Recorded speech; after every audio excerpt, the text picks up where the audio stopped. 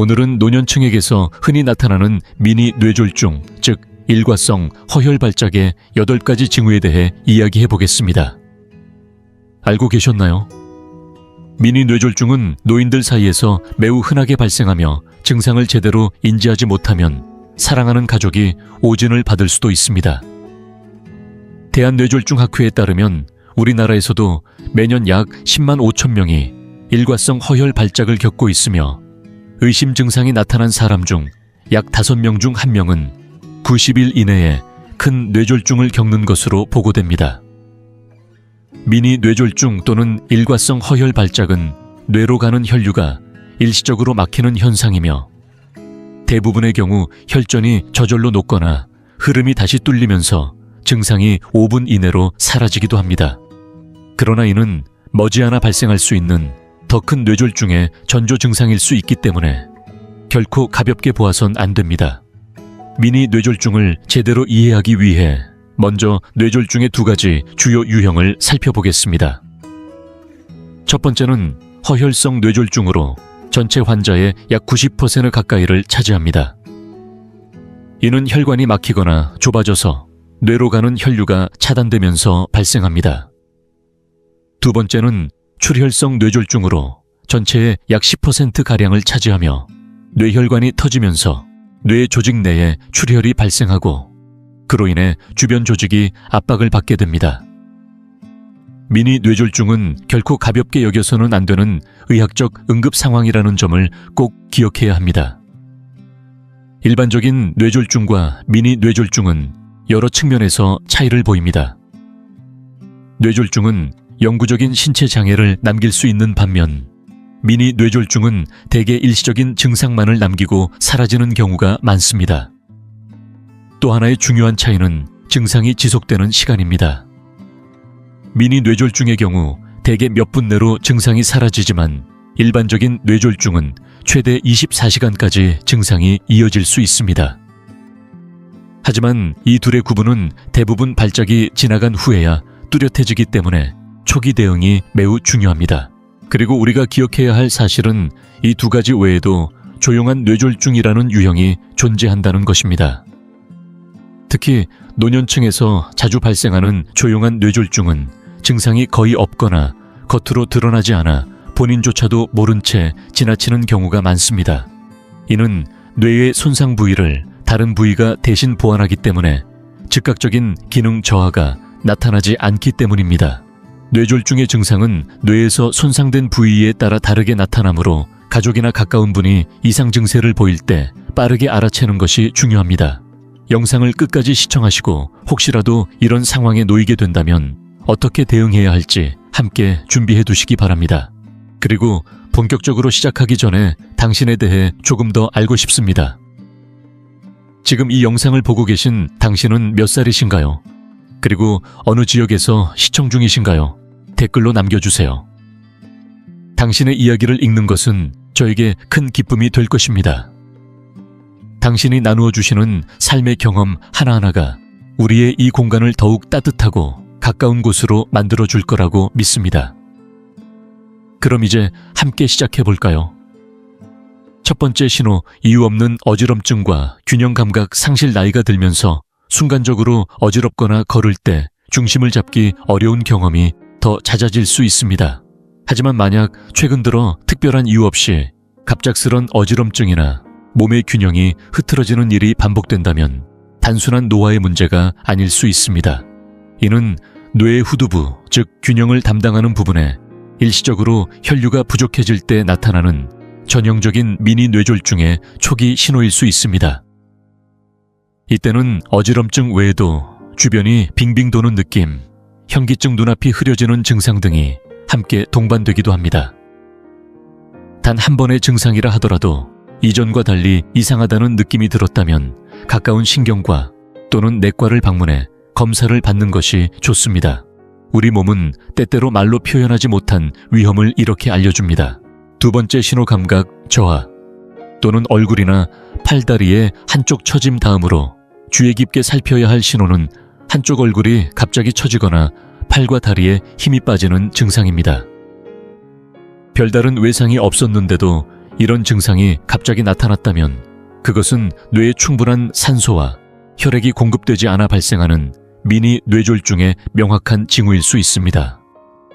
특히 뇌졸중은 보통 뇌의 한쪽에서 발생하기 때문에 얼굴이나 팔다리도 한쪽만 이상 증상을 보이는 경우가 많습니다. 웃을 때 한쪽 입꼬리만 올라가거나 말을 할 때 입이 제대로 움직이지 않거나 음식을 흘리게 되는 경우도 있습니다. 또한 팔을 들어 올리기 어렵거나 한쪽 다리에 힘이 풀리며 걷기가 불편해지는 등의 변화도 나타날 수 있습니다. 이러한 변화는 짧게 지나갈 수도 있지만 결코 가볍게 넘겨서는 안 되는 경고입니다. 몸의 절반이 낯설게 느껴지는 그 순간 뇌는 우리에게 구조를 요청하고 있을지도 모릅니다. 세 번째, 신호 말하거나 보는데 어려움을 겪는다.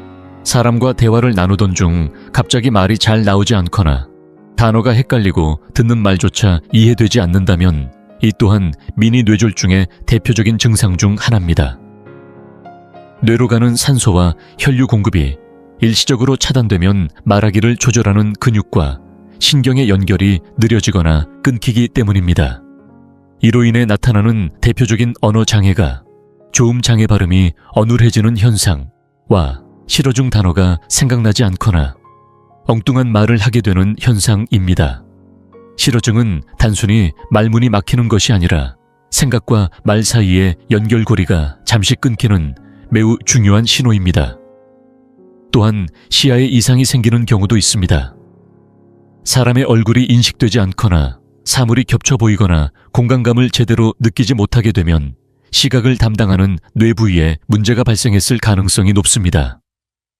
이처럼 말하기와 보기 모두가 뇌의 섬세한 작업의 결과라는 것을 생각할 때 그 기능이 순간적으로 멈추는 일이 결코 가벼울 수 없다는 걸 알 수 있습니다. 잠시 말을 잇지 못하거나 앞이 뿌옇게 보이는 그 순간이 바로 우리 몸이 보내는 긴급한 구조 신호일 수 있습니다. 네 번째 신호, 집중력이 흐려지고 생각이 쉽게 끊긴다. 갑자기 어떤 일에 집중이 잘 되지 않거나 하던 일을 놓치고 멍해지는 순간이 자주 생기셨나요? 단순한 피로나 나이 탓이라고 여기고 넘기기 쉽지만 이런 변화가 반복된다면 미니 뇌졸중의 신호일 수 있습니다. 뇌는 정상적으로 기능하기 위해 산소와 영양분을 끊임없이 공급받아야 합니다. 그런데 일시적으로 이 공급이 차단되면 뇌세포 간 연결이 느려지면서 집중력 저하, 사고력 둔화 같은 인지기능 이상이 나타날 수 있습니다. 마치 머릿속이 안개 낀 듯 멍해지거나 생각을 정리하기 힘들고 대화에 집중하지 못하는 일이 반복된다면 꼭 전문의를 찾아 정확한 원인을 확인해 보시기 바랍니다. 다섯 번째 신호, 자신이 누구인지, 여기가 어딘지 순간적으로 혼란스러워진다. 미니 뇌졸중을 경험한 일부 사람들은 자신이 지금 어디에 있는지, 무엇을 하려 했는지, 혹은 심지어 자신이 누구인지조차 순간적으로 혼란스러워하는 증상을 겪습니다. 이러한 인지 혼란은 종종 갑작스럽게 나타나며 주변 사람들이 보기에도 당황스럽고 이상하게 느껴질 수 있습니다. 처음엔 단순한 방향 감각 상실이나 깜빡거림처럼 보일 수 있지만 시간이 지나며 더 심각한 기억력, 저하 언어 혼란 나아가 혈관성 치매로의 진행으로 이어질 수 있습니다. 특히 뇌졸중으로 인한 혼란은 일상 속 활동을 갑자기 멈추게 할 정도로 강렬하게 나타나며 상대방의 말을 이해하지 못하거나 대화가 단절되는 경우도 많습니다. 다행히도 조기에 적절한 치료를 받는다면 이러한 증상은 되돌릴 수 있는 경우가 많습니다. 하지만 치료 시기를 놓친다면 초기 혼란이 장기적인 인지장애로 악화될 수 있기에 즉각적인 반응이 중요합니다. 지금 이 영상을 계속 시청하고 계시고 저희가 나눈 이야기들이 정말 유익하다고 느껴지신다면 댓글에 숫자 5을 남겨주세요.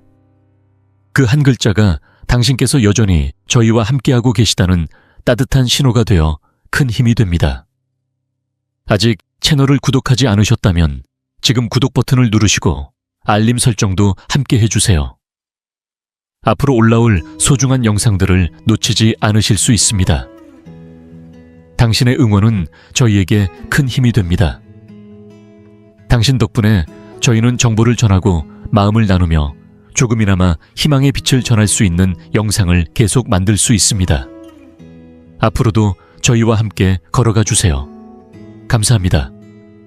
6번째 신호, 평소와 다른 갑작스럽고 강한 두통. 살면서 누구나 한 번쯤은 두통을 경험하지만 미니 뇌졸중으로 인한 두통은 평소와는 다릅니다. 특히 이전과는 전혀 다른 종류의 두통이 갑작스럽게 찾아오고 4시간 이상 지속된다면 반드시 의심해봐야 합니다. 이런 뇌졸중성 두통은 일반적인 편두통과는 구분됩니다.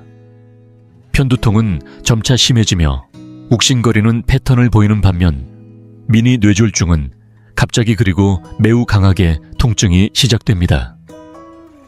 또한 일부 사람들은 피부가 따끔거리거나 눈앞에 섬광처럼 번쩍이는 빛이 보이는 시각 이상도 함께 경험할 수 있습니다.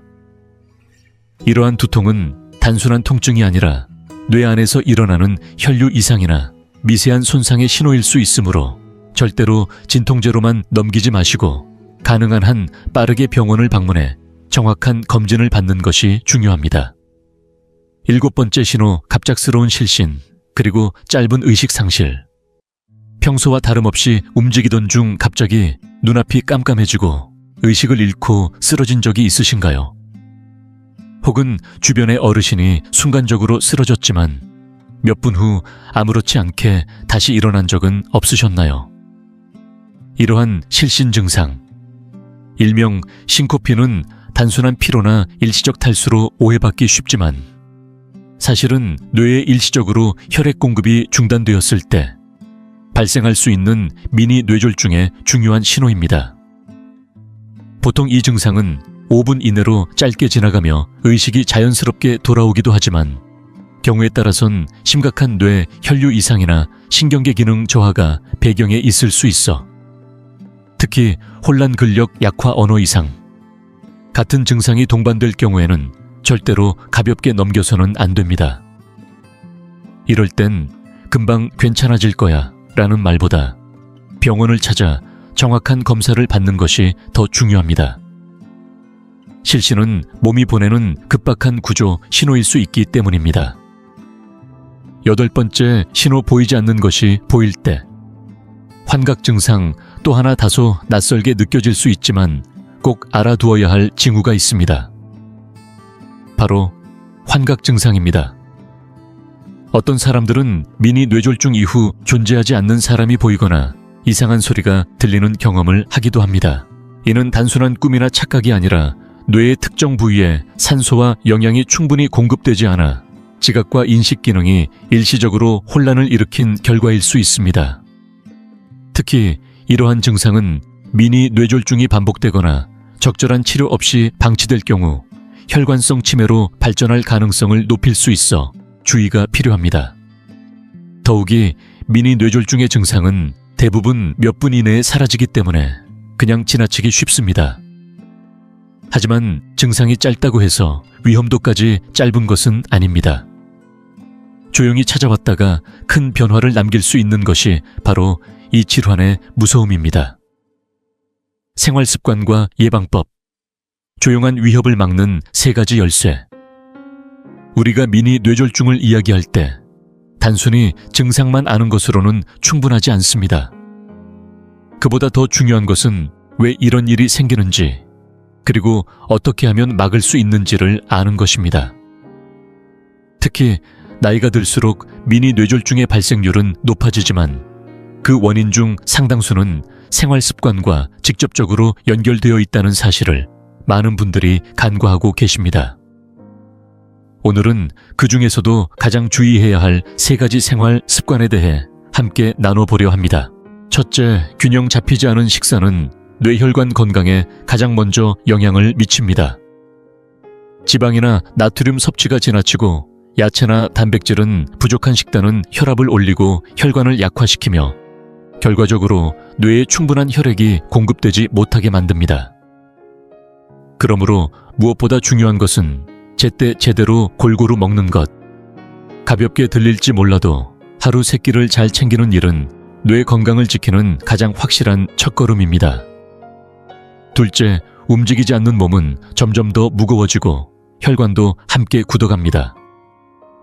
특히 집 안에서만 생활하고 앉아있는 시간이 길어질수록 심장과 혈관의 순환력이 약해지며 이는 뇌로 가는 혈류에도 영향을 미쳐 미니 뇌졸중의 위험을 높입니다. 나이가 들었다고 해서 무리한 운동을 할 필요는 없습니다. 하루 15분씩 걷기 집 안에서 스트레칭하기 또는 가벼운 균형 운동만으로도 충분히 변화는 시작될 수 있습니다. 셋째, 스트레스가 쌓이면 뇌는 가장 먼저 지칩니다. 과도한 긴장과 불안은 혈압을 올리고 이는 곧 뇌졸중의 위험으로 이어집니다. 특히 감정을 속으로만 사귀는 성향이 있는 분들은 더욱 주의해야 합니다. 마음을 내려놓는 연습, 자연을 바라보는 시간, 가족과 나누는 대화. 이 작은 실천들이야말로 뇌 건강을 회복시키는 가장 깊고 조용한 약이 될 수 있습니다. 페이스트, 행동 수칙, 징후가 보이면 즉시 행동해야 합니다. 미니 뇌졸중은 잠깐 나타났다가 사라지기 때문에 많은 분들이 괜찮아졌으니 넘기자며 지나치곤 합니다. 하지만 그 순간이 가장 결정적인 골든타임일 수 있습니다. 그래서 꼭 기억해야 할 것이 있습니다. 바로 FAST입니다. 이는 뇌졸중 징후를 빠르게 판단하고 대처하기 위한 국제적 기준으로 아래와 같은 뜻을 가지고 있습니다. F-face, 얼굴 웃어보라고 했을 때 한쪽 얼굴이 처지는지 확인합니다. A-arms, 팔 양팔을 들어보게 했을 때 한쪽 팔이 처지거나 움직이지 않으면 주의합니다. S-speech, 말하기, 간단한 문장을 따라 말하게 했을 때 말이 어눌하거나 이해되지 않으면 의심해야 합니다. T-time, 시간 위에 징후 중 하나라도 보이면 시간을 지체하지 말고 즉시 119에 연락해야 합니다. 단 1분의 차이가 뇌세포의 생존과 회복 가능성을 결정짓기 때문입니다. 진단과 회복, 지금은 괜찮아도 반드시 확인해야 합니다. 미니 뇌졸중은 겉으로 보기엔 금방 괜찮아지는 경우가 많지만 그 뿌리는 여전히 남아있을 수 있습니다. 그래서 증상이 사라졌다고 해도 병원을 찾아 검사를 받는 것이 중요합니다. 병원에서는 주로 치나 MRI 검사를 통해 뇌혈관의 상태를 확인하고 필요시 경동맥 검사를 통해 뇌로 가는 혈류를 체크합니다. 고령자의 주요 위험 요소들, 노년층에서 미니 뇌졸중의 위험을 높이는 대표적 요인들은 다음과 같습니다. 고혈압, 고지혈증, 비만, 흡연, 당뇨, 활동량 부족. 이 중 절반 이상은 생활 습관만으로도 충분히 관리할 수 있는 부분이라는 사실 기억해 주세요. 늦은 나이라고 포기할 필요 없습니다. 오히려 지금부터 관리한다면 남은 삶은 더 단단해질 수 있습니다. 예방을 위한 실천, 뇌를 위한 하루. 3가지 질병관리청 KCDC에서도 미니 뇌졸중 예방을 위해 다음과 같은 실천을 권장합니다. 1. 고혈압과 콜레스테롤을 철저히 관리할 것. 흡연을 중단하고 필요한 경우 저용량 아스피린을 복용할 것. 스트레스 조절과 규칙적인 운동을 생활화할 것. 단 아스피린은 미니 뇌졸중이 진행 중일 때는 절대 복용해서는 안 되며 반드시 의사의 지시에 따라 복용해야 합니다. 결론, 내 몸을 살피는 힘은 오늘의 선택에서 시작됩니다. 나이가 들수록 뇌 건강은 더 세심한 돌봄을 필요로 합니다. 하지만 우리는 알고 있습니다. 지금 내가 선택한 식사 움직임, 마음가짐 하나가 내일의 나를 지켜낼 수 있다는 것. 혹시 지금 설명한 증상이 스쳐 지나간 적이 있으신가요? 그렇다면 지금이 바로 몸의 목소리에 귀 기울여야 할 때입니다. 의심이 든다면 바로 병원을 찾고 가능하다면 가족들과 이 정보를 함께 나누어 주세요. 당신의 오늘이 건강하면 당신의 내일은 훨씬 더 평온할 수 있습니다. 이 영상이 도움이 되셨다면 좋아요 버튼을 눌러주시고 주변 가족이나 지인에게도 꼭 공유해 주세요. 미니 뇌졸중의 8가지 징후는 누구에게나 찾아올 수 있는 것이기에 함께 알아두는 것이 중요합니다. 또한 채널 구독과 알림 설정도 해주시면 앞으로도 건강에 꼭 필요한 정보들을 빠짐없이 받아보실 수 있습니다.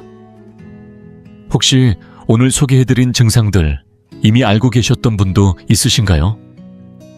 댓글로 여러분의 생각이나 경험을 나눠주시면 다른 분들에게도 큰 도움이 될 수 있습니다.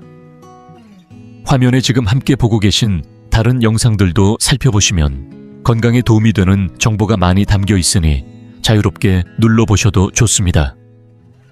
가능하시다면 두 영상 모두 보시고 건강을 위한 지식을 더 넓혀가시길 바랍니다. 함께 해주셔서 감사합니다. 다음 영상에서 다시 인사드릴게요. 요즘 들어 성인 자녀와의 거리가 멀어졌다고 느끼시나요? 혹시 통화 시간이 줄어들고 만남도 예전만큼 잦지 않으신가요? 사실 그 이유가 부모님이 자녀와 대화할 때 쓰는 단어 속에 숨어 있을지도 모릅니다. 오늘은 부모가 성인 자녀에게 절대 해서는 안 될 5가지 독성 표현을 알려드리겠습니다. 특히 두 번째 표현은 관계를 연경 끊어버리게 만들 수 있을 만큼 치명적입니다. 저는 오랫동안 수많은 가족들을 상담하며 이런 대화의 오해와 갈등을 직접 목격해 왔습니다. 언뜻 평범해 보이는 말이 관계를 서서히 파괴하는 모습을 수도 없이 봐왔죠. 영상을 끝까지 보시면 지금 당장 사라져야 할 그 독성 표현과 어떻게 바꿔서 가족의 소중한 유대감을 회복할 수 있을지 분명히 알게 되실 겁니다. 이제 72세 미망인 김정숙 씨에 대해 이야기해 드리겠습니다. 그녀는 서울에서 3명의 성인 자녀와의 관계가 왜 이렇게 서먹해졌는지 도무지 알 수 없었습니다. 아무리 최선을 다해도 가족 모임 분위기는 점점 냉랭해졌고 통화도 짧아지고 초대에 응해주는 일도 드물어졌습니다. 김정숙 씨는 자신이 평생 헌신해온 자녀들로부터 외면당하는 기분이 들어 마음이 너무 아팠습니다. 그러던 어느 날 막내딸과 함께 가족 상담을 받게 되었는데 그곳에서 결정적인 깨달음을 얻게 되었습니다. 상담사는 김정숙 씨가 자주 쓰던 특정 표현이 자녀들을 밀어내고 있다고 지적했습니다. 김정숙 씨는 깜짝 놀랐습니다. 자신이 한 말들이 그런 상처가 될 줄은 전혀 몰랐던 것입니다. 그것들은 결코 욕이나 비난이 아니었고 많은 부모님이 아무렇지 않게 쓰는 흔한 표현들이었습니다. 김정숙 씨는 그 표현들을 없애기로 결심했고 그 결과 가족관계가 놀랍게도 달라지기 시작했습니다. 불과 3개월 만에 자녀들이 더 자주 연락을 주고받았고 만남도 잦아졌으며 그간 관계를 얼어붙게 만들었던 긴장감이 서서히 사라졌습니다. 오늘은 여러분께 김정숙 씨의 가족관계를 거의 파괴할 뻔했던 그 표현들을 소개해 드리려 합니다. 지금 이 순간에도 여러분의 가족관계를 조금씩 무너뜨리고 있을지 모르는 바로 그 표현들 말입니다. 지금부터 그 관계의 독을 해독하고 대신 무엇을 말해야 하는지 함께 알아보겠습니다. 그리고 본격적으로 시작하기 전에 당신에 대해 조금 더 알고 싶습니다. 지금 이 영상을 보고 계신 당신은 몇 살이신가요? 그리고 어느 지역에서 시청 중이신가요? 댓글로 남겨주세요. 당신의 이야기를 읽는 것은 저에게 큰 기쁨이 될 것입니다.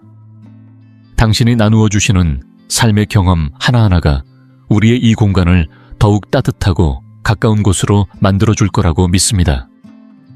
그럼 이제 함께 시작해 볼까요, 하나? 내가 너를 위해 해준 모든 것들이 있는데 라는 표현에 숨겨진 독성 부모라면 누구나 평생 자녀를 위해 헌신해 왔습니다. 하지만 어느 순간 자녀와의 관계가 예전 같지 않다고 느낄 때 무심코 내가 너를 위해 해준 모든 것들이 있는데 라는 말을 내뱉은 적은 없으신가요? 부모 입장에서는 자녀에게 자신이 얼마나 희생했는지를 알리고 싶은 마음이 당연할 수 있습니다. 하지만 가족관계 전문가들은 이 말이 부모와 자녀 관계에 서서히 금이 가게 만드는 독성 표현이라고 지적합니다.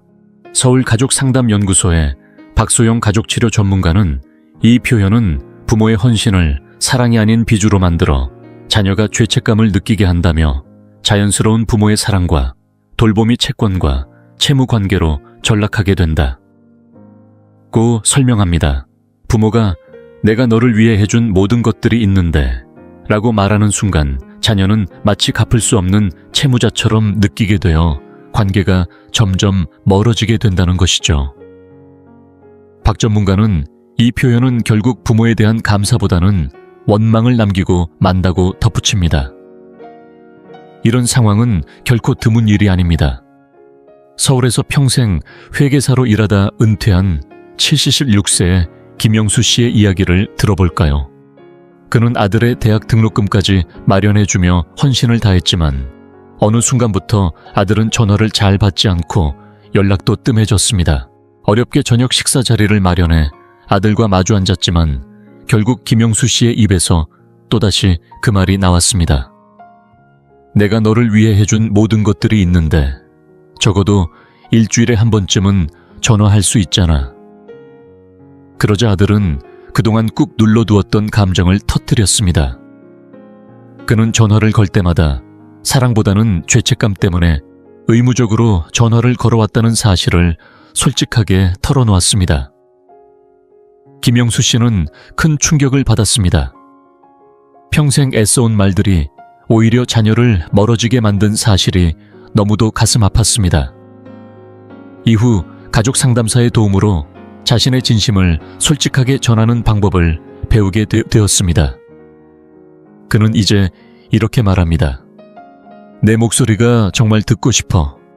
자주 통화하면 좋겠는데 혹시 일요일쯤에 통화할 수 있을까? 이렇게 표현을 바꾸자. 아들은 부모의 진심을 느끼고 의무감이 아닌 기쁜 마음으로 전화를 걸어오기 시작했습니다. 부모가 된다는 것은 선택이지 투자해서 이자를 받으려는 계약이 아닙니다. 자녀는 부모에게서 받은 사랑을 결코 갚아야 할 빚이 아닙니다. 내가 너를 위해 해준 모든 것들이 있는데 라는 말을 대화에서 내려놓는 순간부터 부모와 자녀는 서로를 진심으로 존중하고 이해하는 관계로 한층 더 가까워질 수 있을 것입니다. 둘째, 내 배우자가 너를 내게서 멀어지게 해 라는 말에 숨겨진 독성 부모가 자녀와의 관계에서 자주 범하는 실수 중 하나가 바로 배우자를 탓하는 표현입니다. 특히 내 배우자가 너를 내게서 멀어지게 해 라는 말은 단순한 불만을 넘어 자녀와의 관계를 완전히 단절시킬 수 있는 치명적인 독이 될 수 있습니다. 가족관계 전문가들은 이 표현이 부모-자녀 관계에서 가장 파괴적인 언어 중 하나라고 입을 모읍니다. 자녀의 배우자가 자녀를 부모에게서 떼어놓으려 한다고 암시하는 순간 부모는 단순히 배우자만 공격하는 것이 아니라 자녀의 판단력과 독립성까지 모욕하는 꼴이 됩니다. 가족시스템 연구소의 김재현 박사는 이렇게 설명합니다. 이 표현은 성인이 된 자녀가 부모와 배우자 사이에서 충성심을 선택하도록 강요하게 됩니다. 결국 자녀는 극도의 스트레스를 받게 되고 반복되면 부모-자녀 관계가 심각하게 훼손되거나 완전히 단절될 수도 있습니다. 서울에 사는 68세의 박영자 씨는 이 사실을 뼈저리게 깨달은 사례 중 하나입니다. 그녀는 아들이 결혼한 뒤부터 며느리가 아들을 부모에게서 떼어놓으려 한다는 의심이 들었습니다. 그래서 아마도 내 배우자가 네가 나와 시간을 보내는 걸 원하지 않을 거야. 라든지 결혼 전에는 이렇지 않았잖아. 같은 말을 무심코 내뱉었습니다. 처음에는 별 뜻 없이 한 말이었지만 아들이 이런 말을 모두 며느리에게 전하고 있다는 사실은 전혀 몰랐습니다. 그 말들이 부부관계에 얼마나 큰 긴장감을 주는지 깨닫지 못한 채였던 것이죠. 그러던 어느 날 가족 모임 자리에서 박영자 씨는 며느리에게 공개적으로 내 아들을 빼앗아 갔다고 비난했습니다. 그날 밤 아들은 문자를 보내며 잠시 관계를 쉬자고 통보했습니다. 그리고 그 휴식기는 무려 18개월이나 이어졌습니다. 그 시간 동안 박영자 씨는 명절 생일 그리고 첫 손주의 탄생까지 함께하지 못했습니다. 결국 전문가의 상담과 진심 어린 사과를 통해서야 아들과 며느리 모두와의 관계가 조금씩 회복될 수 있었습니다. 지금 박영자 씨는 며느리와의 관계를 훼손하기보다는 지지해주기 위해 노력하고 있습니다. 이제는 이렇게 말합니다. 나는 너희 둘 다 정말 소중하게 생각해. 아직 너희 가족에게 어떻게 하면 더 도움이 될 수 있을지 배우는 중이야. 모두에게 잘 맞는 방법으로 자주 만날 수 있을까 이렇게 표현함으로써 자녀의 결혼 생활을 존중하고 자녀가 성인으로서 건강한 독립성을 유지할 수 있도록 배려하고 있는 것이죠.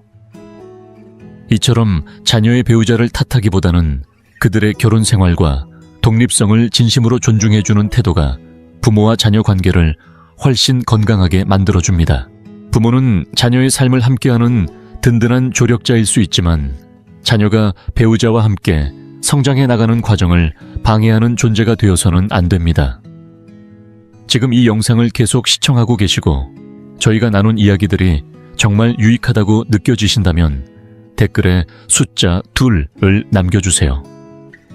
그 한 글자가 당신께서 여전히 저희와 함께하고 계시다는 따뜻한 신호가 되어 큰 힘이 됩니다. 아직 채널을 구독하지 않으셨다면 지금 구독 버튼을 누르시고 알림 설정도 함께 해주세요. 앞으로 올라올 소중한 영상들을 놓치지 않으실 수 있습니다. 당신의 응원은 저희에게 큰 힘이 됩니다. 당신 덕분에 저희는 정보를 전하고 마음을 나누며 조금이나마 희망의 빛을 전할 수 있는 영상을 계속 만들 수 있습니다. 앞으로도 저희와 함께 걸어가 주세요.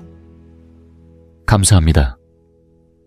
셋째, 내가 살던 시절에는 달랐어라는 표현에 숨겨진 독성 부모가 자녀에게 조언을 하려 할 때 종종 무심코 꺼내는 말 중 하나가 바로 내가 살던 시절에는 달랐어라는 말입니다.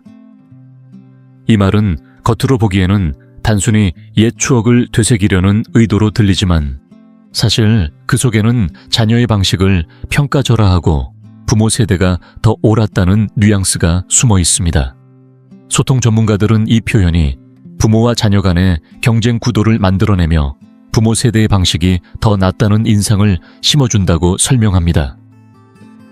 부산대학교 세대갈등연구소의 정소희 교수는 이렇게 말합니다.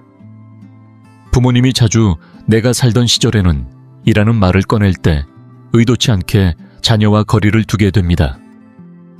이 표현은 부모를 동반자가 아니라 비판자로 보이게 만들고 특히 자녀가 육아 직장 생활, 라이프 스타일 등 민감한 부분에서 상처를 받기 쉽습니다. 74세의 이영수 씨 이야기를 들어볼까요? 그는 손녀를 돌봐주겠다고 딸에게 여러 번 조언을 건넸습니다. 하지만 딸이 그의 말에 방어적으로 반응하는 이유를 도무지 이해하지 못했습니다. 그는 습관적으로 이렇게 말하곤 했습니다. 내가 살던 시절에는 이런 복잡한 안전수칙 같은 건 없었어. 혹은 내가 살던 시절에는 아이들이 부모를 존중했어. 사실 그는 진심으로 도움을 주고 싶었지만 이런 방식의 말투는 딸에게 판단받고 있다는 느낌을 주었고 결국 딸은 그의 말을 귀 기울여 듣지 않게 되었습니다. 결국 딸이 용기를 내어 이런 표현들이 자신에게 상처가 된다고 이야기하자 이영수 씨는 뒤늦게야 자신이 얼마나 비판적으로 들렸는지를 깨달았습니다. 그 후 그는 접근 방식을 바꾸기로 결심했습니다. 예전처럼 자신의 방식을 주장하기보다는 요즘 육아 방식에 대해 물어보고 관심을 가지며 대화를 이어갔습니다. 그러자 딸도 조금씩 마음의 벽을 허물고 가끔은 그의 경험담을 참고하기도 했습니다. 이처럼 세대 차이를 강조하기보다는 이렇게 말해보세요. 나는 네가 이 문제를 어떻게 풀어가는지 정말 궁금해. 예전에 내가 했던 방식이 도움이 될 수도 있을 것 같은데 들어보고 싶니? 이렇게 말하면 자신의 경험을 강요하기보다 선택지로 제시할 수 있습니다. 부모의 목적은 자녀를 교정하는 것이 아니라 함께 연결되는 것입니다. 자녀의 결정을 존중해주면 자녀는 부모의 관점을 더 소중히 여기고 스스로 도움을 청하게 됩니다. 넷째, 넌 절대 전화 안 해. 라는 말에 숨겨진 독성 부모라면 가끔 외롭고 서운한 마음에 넌 절대 전화 안 해 라는 말을 자녀에게 던진 적이 있을지도 모릅니다. 하지만 관계 전문가들은 이런 절대적인 표현이 자녀와의 관계를 조금씩 무너뜨리는 독이 될 수 있다고 강조합니다. 절대 혹은 항상이라는 단어는 사실을 왜곡하고 자녀가 방어적으로 만들며 결국 부모와의 소통 자체를 피하게 만듭니다. 가족 심리 전문가이자 가족관계의 치유노의 저자인 김민수 박사는 이렇게 설명합니다. 넌 절대 전화 안 해 같은 절대화된 표현은 자녀에게 어떤 노력을 해도 부족하다는 느낌을 주고 부모와의 대화가 상처로 남게 합니다. 아무리 연락을 자주 했더라도 부모가 그것을 충분치 않다고 느끼면 자녀는 점점 부모에게서 멀어질 수밖에 없습니다. 서울에 사는 70세의 이정숙 씨는 이런 표현 때문에 딸과의 관계가 멀어진 대표적인 사례입니다. 이 씨는 딸에게 넌 절대 전화 안 해. 내가 얼마나 연락을 기다렸는지 아니라고 자주 불평했습니다. 하지만 실제로는 일주일에 두세 번씩 통화나 문자, SNS 메시지를 주고받고 있었죠. 그런데도 이정숙 씨는 항상 공허함을 느꼈고 그때마다 넌 절대 전화 안 해 라는 말을 내뱉곤 했습니다. 결국 딸은 매번 연락해도 부족하다는 엄마의 태도에 점점 대화를 피하게 되었고 전화가 오히려 부담스러운 일이 되어버렸습니다. 결정적인 계기는 친구의 조언이었습니다. 친구가 가족과 연락한 기록을 다이어리에 적어보라고 제안했고 이정숙 씨는 그제야 딸과 통화했던 날 받은 사진 메시지, 손주 소식을 적으며 실제로 일주일에 여러 번 연락이 오고 있었음을 깨달았습니다. 문제는 횟수가 아니라 자신의 인식과 기대치에 있었다는 사실이었죠. 그 후 이정숙 씨는 전문가의 도움으로 연결될 때마다 감사의 말을 전하기로 마음먹었습니다. 예를 들어 지난 화요일에 통화했을 때 정말 반가웠어 라거나 손주 사진 보내줘서 너무 고마워 같은 표현을 사용하며 관계의 빈틈을 탓하기보다는 연결의 순간을 소중히 여기기 시작했습니다. 이제 그녀는 이렇게 말합니다. 나는 우리 대화가 정말 소중해. 요즘 조금 외롭기도 해서 자주 연락하고 싶은데 혹시 내 일정에 맞춰 정기적으로 통화할 수 있을까? 이렇게 표현하면 자녀가 죄책감이나 의무감 대신 기꺼운 마음으로 부모와 대화하게 됩니다. 자녀들은 부모 외에도 직장 자녀, 양육 친구 관계 등 수많은 일로 하루하루를 살아갑니다. 그 현실을 이해하고 자녀의 노력을 인정하면 부모와 자녀 관계는 훨씬 건강하게 유지될 수 있습니다. 부족함을 탓하기보다는 자녀가 보내온 메시지와 통화의 순간들을 소중히 바라보고 감사해 보세요. 그것만으로도 관계는 훨씬 단단해질 수 있습니다. 다섯째, 내가 죽으면 후회할 거야 라는 말에 숨겨진 독성 부모라면 누구나 나이가 들어가며 자녀와의 관계에서 소외감을 느끼기도 하고 자신이 언젠가 떠날 수밖에 없다는 생각에 외로움이 깊어질 때가 있습니다. 이럴 때 무심코 내가 죽으면 후회할 거야 라는 말을 내뱉은 적이 있으신가요? 전문가들은 이 표현이 부모와 자녀 관계를 더욱 멀어지게 만드는 위험한 말이라고 경고합니다. 내가 죽으면 후회할 거야 라는 말은 부모의 죽음을 감정적 협박 도구로 사용하는 셈이 됩니다. 죄책감, 두려움, 그리고 의무감을 한꺼번에 자녀에게 씌워 관계를 점점 부담스럽게 만들죠. 서울대학교 노년심리상담센터의 박은정 박사는 이렇게 말합니다. 부모가 죽음을 무기로 삼으면 자녀는 부모의 죽음을 두려움으로 받아들이게 됩니다. 자연스러운 애도나 사랑의 감정이 아니라 부모의 죽음을 피하고 싶은 상처로 받아들이게 되는 것이죠. 결국 부모를 떠올릴 때마다 회피 심리가 생겨 부모-자녀 관계를 점점 더 단절시키게 됩니다. 부산에 사는 78세의 박영수 씨는 이 문제로 가족과 멀어진 사례 중 한 사람입니다.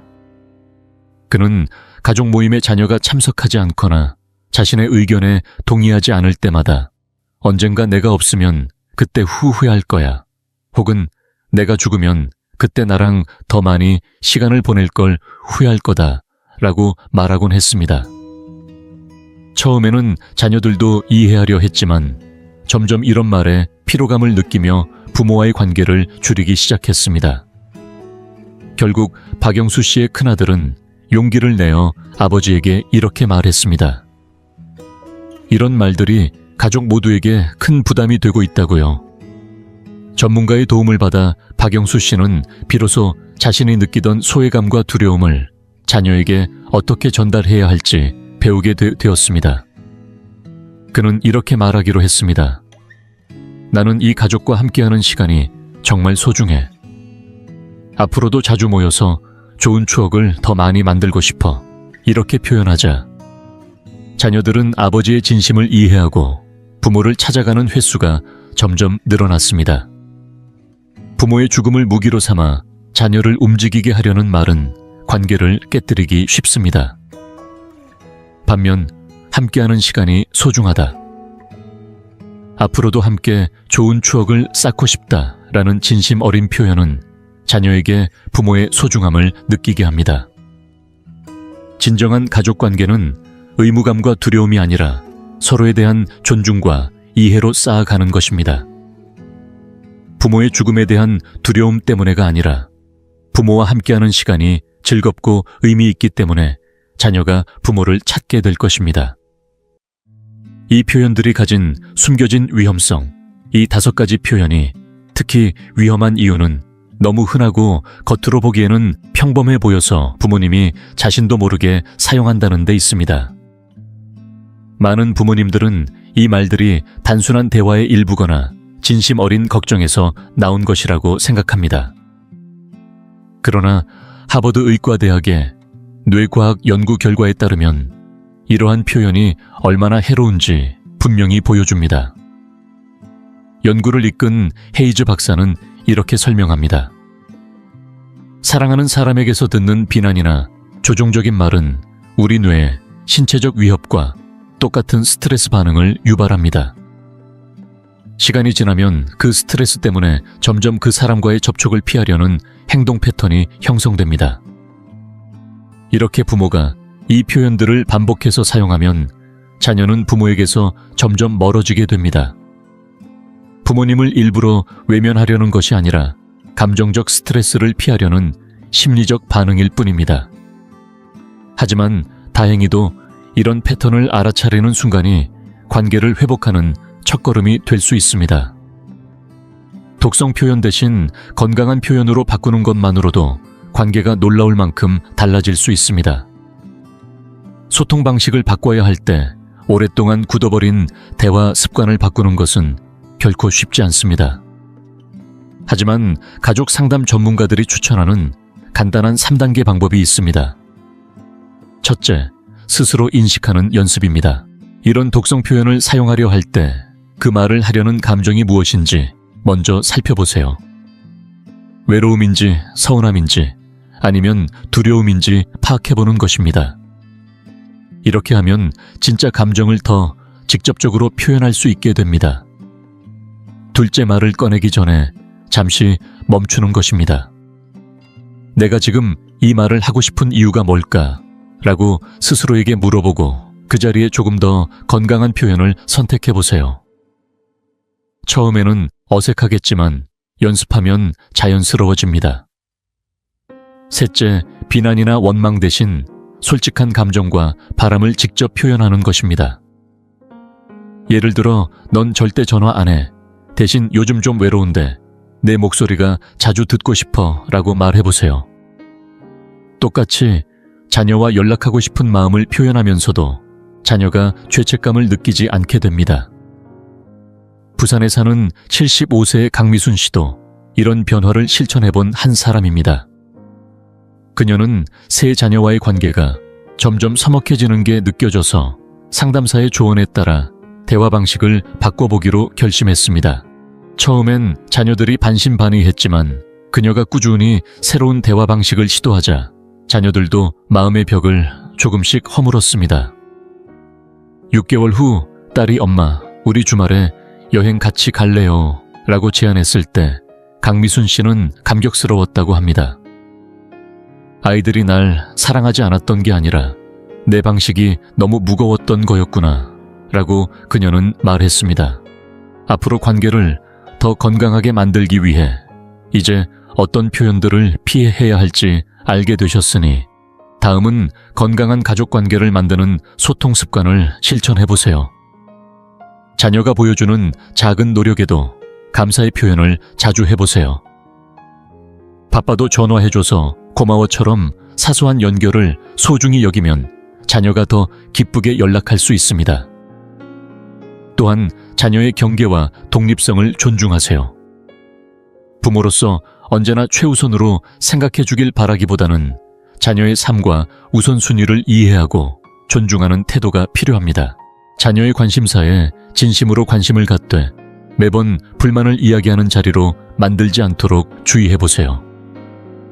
도움이 필요할 땐 판단 대신 따뜻한 지원을 해주세요. 자녀가 부모에게 기대고 싶을 때 부모가 힘이 되어줄 수 있다면 자녀는 부모의 존재를 더 든든하게 느낄 것입니다. 그리고 전통을 고집하기보다는 가족 모두의 상황에 맞게 새로운 전통을 함께 만들어가는 것도 좋습니다.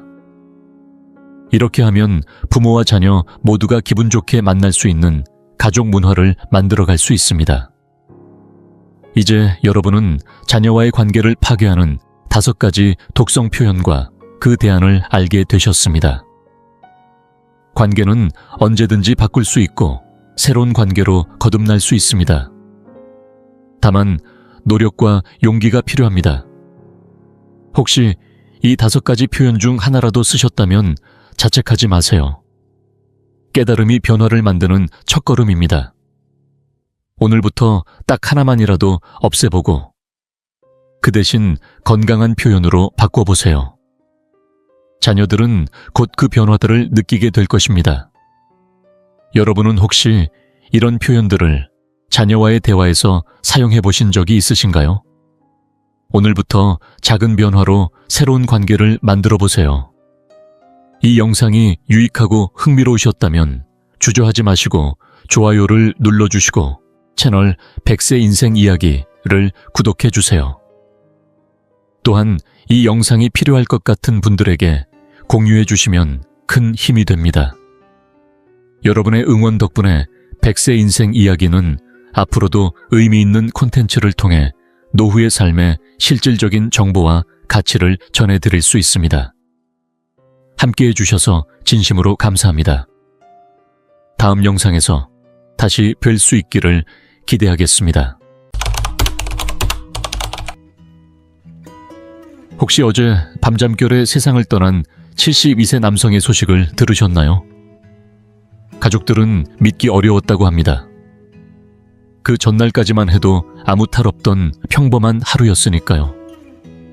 특별한 병력도 없었고 그저 평소와 같은 저녁을 보내던 중이었는데 다음날 아침 눈을 뜨지 못하고 영영 떠나셨습니다.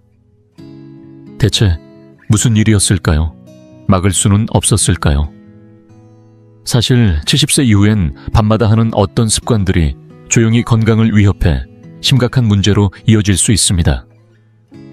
뇌졸중, 심장마비, 심지어 돌연사까지 부를 수 있다는 사실이죠.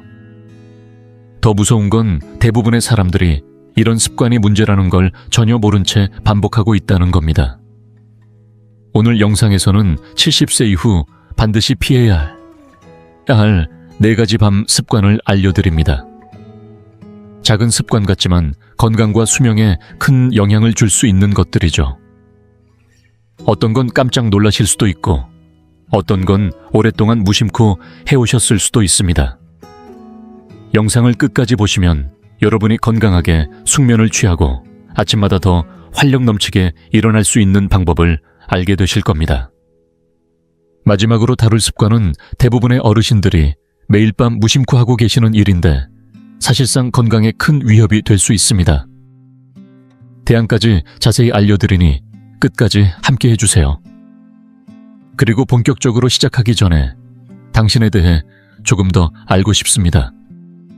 지금 이 영상을 보고 계신 당신은 몇 살이신가요? 그리고 어느 지역에서 시청 중이신가요? 댓글로 남겨주세요. 당신의 이야기를 읽는 것은 저에게 큰 기쁨이 될 것입니다. 당신이 나누어 주시는 삶의 경험 하나하나가 우리의 이 공간을 더욱 따뜻하고 가까운 곳으로 만들어줄 거라고 믿습니다.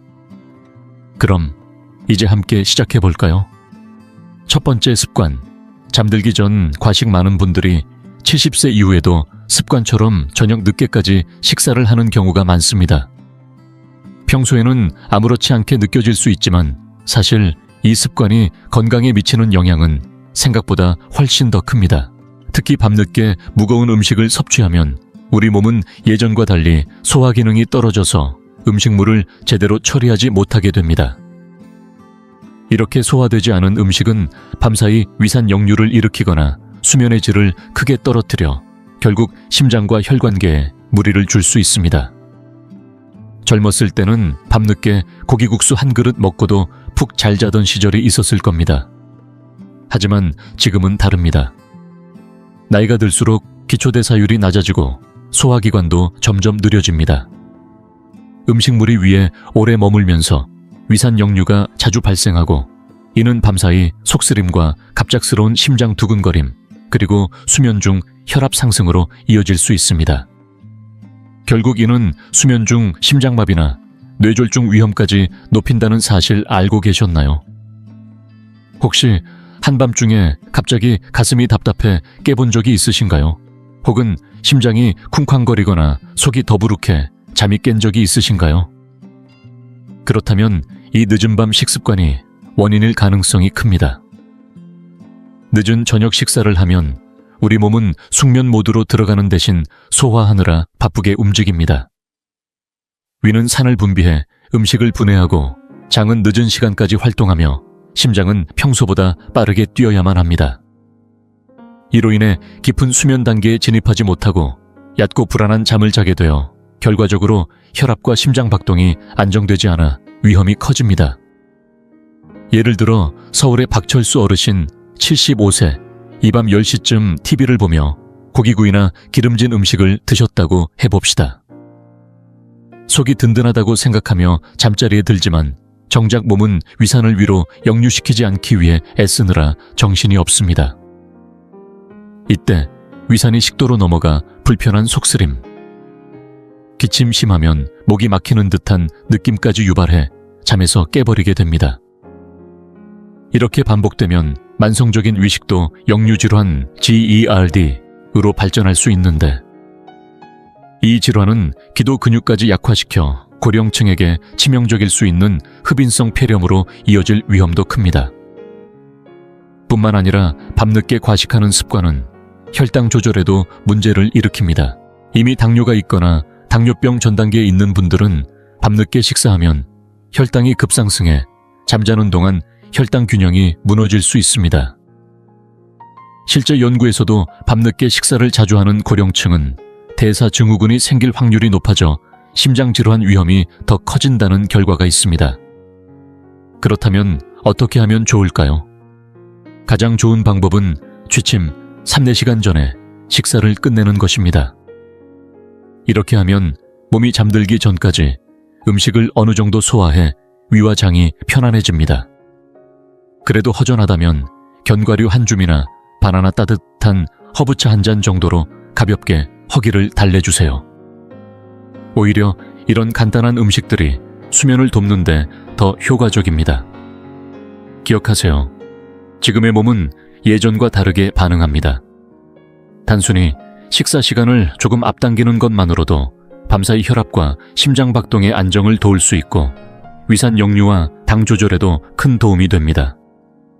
결국 이렇게 사소한 변화를 주는 것이야말로 건강한 숙면과 활력을 위한 가장 좋은 방법입니다. 잠자리에 들기 전 내 몸이 충분히 쉴 수 있도록 준비해주는 작은 배려가 필요한 때입니다. 두 번째 습관. 잠들기 전 과도한 수분 섭취. 많은 분들이 건강을 위해 물을 많이 마시는 것이 항상 좋은 습관이라고 생각합니다. 물론 수분 섭취는 우리 몸에 꼭 필요하지만 특히 70세 이후에는 잠들기 전 과도한 수분 섭취가 오히려 건강에 해가 될 수 있다는 사실을 아시나요? 혹시 밤에 자주 깨서 화장실에 가느라 수면이 방해된 경험이 있으신 분들은 이제부터라도 저녁 시간대의 수분 섭취량을 다시 점검해 볼 필요가 있습니다. 이 문제는 단순히 수면의 질을 떨어뜨리는 것에 그치지 않습니다. 밤중에 자주 깨서 화장실에 가는 습관은 넘어짐, 사고, 심혈관 문제, 그리고 인지기능 저하로까지 이어질 수 있습니다. 왜냐하면 나이가 들수록 방광의 저장 능력과 근육이 점점 약해지고 콩팥도 밤사이 계속해서 수분을 걸러내기 때문입니다. 또한 나이가 들수록 몸이 조금만 수분을 섭취해도 예전보다 더 예민하게 반응하기 때문에 잠자리에 들기 전 큰 컵으로 물이나 차 주스를 마시면 한밤중에 갑작스러운 요일을 느껴 깨게 되는 경우가 많아집니다. 이쯤에서 혹시 밤에 일어나서 화장실 다녀오면 되지 뭐라고 가볍게 생각하셨을 수도 있을 겁니다. 하지만 문제는 그게 아닙니다. 상상해보세요. 새벽녘에 갑자기 소변이 급해 잠에서 깨어났다고 가정해봅시다. 급히 일어나려다 혈압이 갑자기 떨어져 어지럼증이나 현기증을 느끼는 경험 해보신 적 있으신가요? 이른바 기립성 저혈압이라고 부르는 이 현상은 많은 어르신들이 흔히 겪지만 자각하지 못하는 경우가 많습니다. 문제는 이러한 현상이 심해지면 밤사이 화장실 가는 길에 넘어져서 머리를 다치거나 골절 심각한 부상을 초래할 수 있다는 점입니다. 단순한 화장실 가는 길이 순식간에 생명을 위협하는 사고로 이어질 수도 있다는 사실 생각만 해도 아찔합니다. 또 한 가지 간과하기 쉬운 점은 야간뇨입니다. 잠자는 중에 자주 깨서 화장실을 다녀오면 뇌가 빛을 인식해 아침이구나라고 착각해버립니다. 그러면 멜라토닌 분비가 억제되면서 깊고 회복력 있는 수면이 방해받습니다. 이렇게 수면의 질이 떨어지면 면역력 약화, 혈압 상승, 심지어 인지기능 저하까지 이어질 수 있다는 사실 알고 계셨나요? 실제 연구에 따르면 밤에 자주 깨는 고령층은 그렇지 않은 분들보다 치매와 기억력 저하 위험이 높다는 결과도 있습니다. 그렇다고 수분 섭취를 무조건 끊어야 한다는 뜻은 아닙니다. 중요한 건 언제 마시느냐에 있습니다. 하루 동안 충분한 수분을 섭취하되 저녁에는 양을 조금씩 줄이는 습관을 들여보세요. 특히 오후 늦게는 한꺼번에 많은 양을 마시기보다는 갈증이 느껴지면 조금씩 나눠서 마시는 것이 좋습니다. 만약 커피나 차 같은 카페인이 든 음료를 오후 늦게 드신다면 카페인이 이뇨작용을 촉진해 요일을 더 자주 느끼게 할 수 있으니 주의가 필요합니다. 또 한 가지 식단 속 숨은 수분에도 신경 써야 합니다. 국이나 수분이 많은 과일, 심지어 일부 약물에도 수분이 많아 저녁 늦게 섭취하면 밤사이 체내 수분량이 과도해질 수 있다는 점 생각해 보셨나요? 이런 작은 부분까지 챙겨보시면 야간뇨를 줄이고 숙면을 지키는 데 큰 도움이 될 수 있습니다. 이처럼 단순해 보이는 습관이지만 수분 섭취의 시간과 양을 조금만 조절해도 수면의 질은 물론이고 넘어짐 사고, 심혈관계 문제, 기억력 저하 등 여러 위험을 예방하는 데 큰 도움이 됩니다.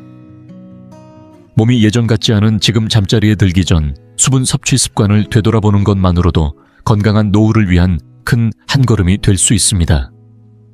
지금 이 영상을 계속 시청하고 계시고 저희가 나눈 이야기들이 정말 유익하다고 느껴지신다면 댓글에 숫자 2를 남겨주세요.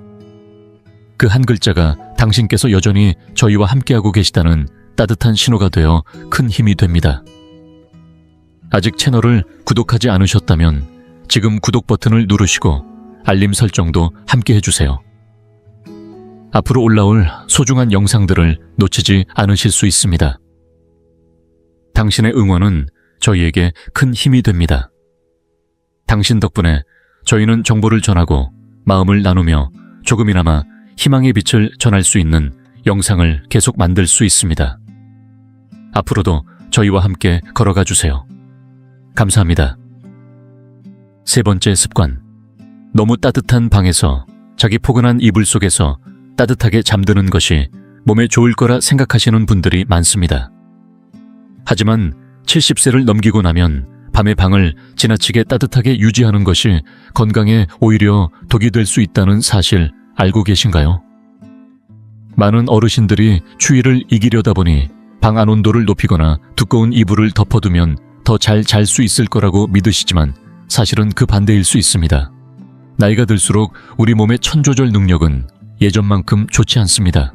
땀을 배출해 열을 식히는 기능이 저하되면서 특히 잠자는 동안에는 천이 쉽게 올라가게 됩니다. 이렇게 천이 올라가면 몸은 스스로를 식히기 위해 심장을 더 빨리 뛰게 만들어야 합니다. 심장이 밤새도록 과도하게 일하면 심장에 부담이 쌓이고 특히 고혈압이나 심장질환, 혈액순환 문제가 있는 분들에게는 치명적일 수 있습니다. 한밤중에 이유 없이 몸이 축축해질 정도로 땀을 흘리거나 숨이 차서 깼던 경험 있으신가요? 그게 바로 몸이 천을 조절하려고 애쓰고 있다는 신호입니다. 최근 연구에 따르면 잠자는 동안 방 온도가 높으면 갈증이 느껴지지 않아도 탈수가 발생할 수 있다고 합니다. 밤에 가벼운 탈수가 오면 혈액이 더 끈적해지고 이로 인해 혈전 심장마비, 뇌졸중 위험이 커질 수 있다는 사실도 함께 밝혀졌습니다. 예를 들어 대전의 이정우 어르신 74세를 떠올려 보세요. 평소 독서하는 걸 좋아해 밤에도 책을 읽다가 잠드는 분인데요. 잠들기 전 방 안 온도를 24도 정도로 맞추고 두꺼운 이불을 덮어야 안심이 된다고 하셨습니다. 그런데 정작 잠들고 나서는 땀이 나서 자꾸 깨고 아침에는 머리가 띵하고 몸이 개운치 않으셨다고 합니다. 이정우 어르신은 따뜻한 환경이 좋을 거라고 믿었지만 사실은 몸의 자연스러운 수면 사이클을 방해하고 깊은 잠에 들지 못하도록 만들고 있었던 거죠. 사실 몸이 편안하게 숙면에 들기 위해서는 천이 서서히 내려가는 과정이 꼭 필요합니다. 이렇게 몸의 중심천이 낮아져야만 숙면 단계로 진입해 면역력도 높이고 기억력도 유지하며 전반적인 건강이 지켜질 수 있습니다. 실제로 잠자는 환경을 조금 더 서늘하게 유지한 분들이 아침에 더 상쾌하고 머리가 맑아진다고 보고된 사례도 많습니다. 그렇다면 적정한 실내 온도는 얼마일까요? 전문가들은 밤에 18도에서 20도 정도로 맞추면 수면질이 가장 좋다고 권장합니다. 너무 춥다고 느껴진다면 두꺼운 합성섬유, 이불보다는 통기성이 좋은 면, 이불을 겹쳐 덮는 방법을 추천드립니다. 또 땀이 차지 않도록 가벼운 면 소재의 잠옷을 입으면 천 조절에 더 도움이 됩니다. 창문을 조금 열어 바람이 통하게 하거나 작은 선풍기를 틀어 공기를 순환시키는 것도 좋은 방법입니다. 이렇게 하면 방 안 공기가 맑아져 호흡기 건강에도 도움을 주고 수면을 방해하는 여러 요인을 줄일 수 있습니다. 잠자는 방의 온도를 조금만 조절해도 심장의 부담을 줄이고 깊고 편안한 잠을 잘 수 있으며 아침에 훨씬 개운하게 일어날 수 있습니다. 결국 숙면을 위한 사소한 실천 하나가 전반적인 건강에 큰 영향을 줄 수 있다는 사실을 잊지 마세요. 이제 마지막으로 많은 분들이 매일 밤 습관처럼 하시지만 잘못된 자세 때문에 건강을 해칠 수 있는 습관 하나가 더 남아 있습니다. 이 부분은 정말 많은 분들이 무심코 하고 계시는데요. 이어서 살펴보겠습니다. 네 번째 습관. 잘못된 자세로 많은 분들이 잠잘 때의 자세에 대해 깊이 생각해보지 않으셨을 겁니다. 대부분은 편안하면 됐지 라고 생각하시지만 70세가 넘으면 수면 자세가 건강에 미치는 영향이 생각보다 훨씬 크다는 사실을 아셔야 합니다. 잘못된 자세로 잠을 자면 호흡이 방해되거나 혈액순환이 원활하지 않아 심장질환이나 뇌졸중 위험까지 높아질 수 있다는 사실 알고 계셨나요? 그런데도 많은 어르신들이 매일 밤 자신도 모르게 몸에 부담을 주는 자세로 잠들고 계십니다. 나이가 들수록 근육의 긴장도나 폐의 기능, 혈액순환이 예전 같지 않게 변합니다.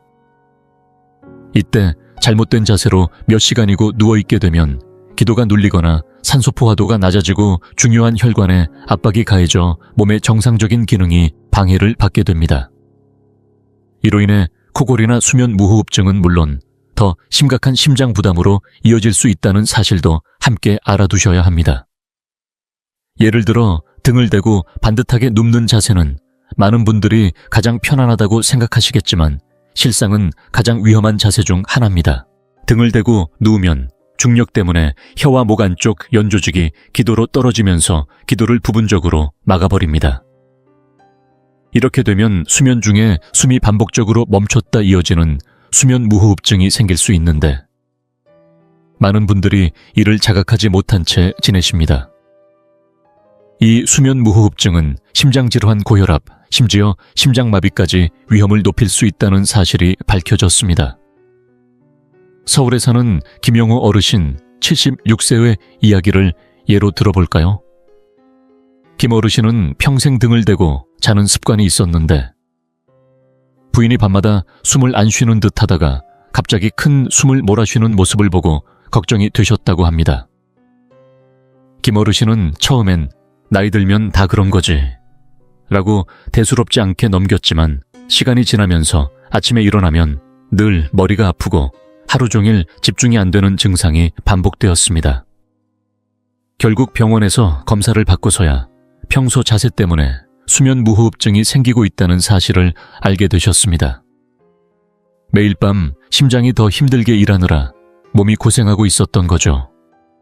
또 한 가지 수면 무호흡증이 없다고 해도 잘못된 자세는 혈액순환에 영향을 미칩니다. 예를 들어 오른쪽으로 누워서 자는 자세는 심장에 압박을 주어 혈액이 원활히 돌지 않아 폐나 다리에 물이 차는 심부전으로 이어질 수 있다는 연구 결과도 있습니다. 특히 심장질환을 앓고 계신 분들에게는 더더욱 주의가 필요합니다. 그렇다면 70세 이후에는 어떤 자세로 자는 게 좋을까요? 전문가들은 왼쪽으로 누워서 자는 습관을 권장합니다. 왼쪽으로 누우면 혈액순환이 좋아지고 심장이 더 효율적으로 펌프질을 할 수 있을 뿐만 아니라 소화에도 도움이 됩니다.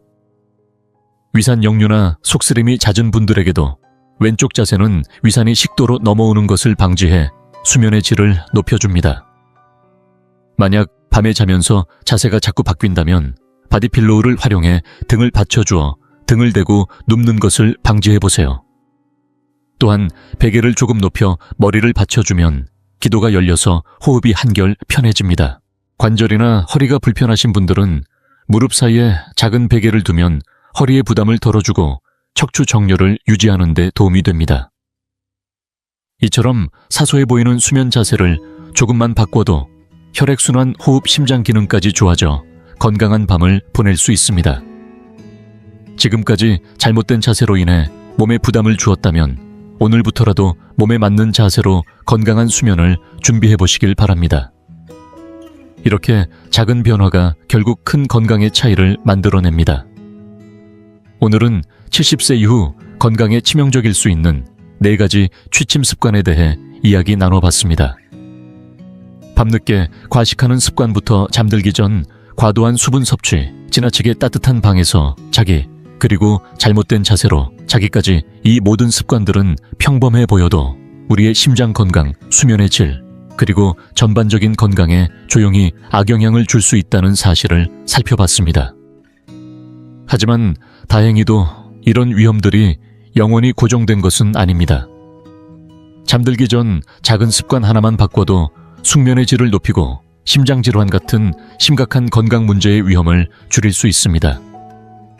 그리고 무엇보다 매일 아침 더 건강하고 활력 있게 깨어날 수 있다는 점 희망적이지 않으신가요? 이제 잠시 시간을 내어 돌아보세요. 여러분의 밤 습관 중에서 오늘 이야기한 것들이 얼마나 익숙한지 생각해 보세요. 혹시 밤마다 자주 깨서 화장실을 가시진 않으신가요? 혹은 자다가 이유 없이 뒤척이고 덥다고 느낀 적은 없으신가요? 아니면 평생 등을 대고 누워 자는 게 편하다고 생각해 오시진 않으셨나요? 무엇이든 좋습니다. 중요한 건 문제를 인식하는 순간부터 변화가 시작된다는 사실입니다. 그래서 오늘 밤 여러분께 도전 하나 드리고 싶습니다. 오늘 이야기한 습관들 중에서 단 하나라도 실천해보세요.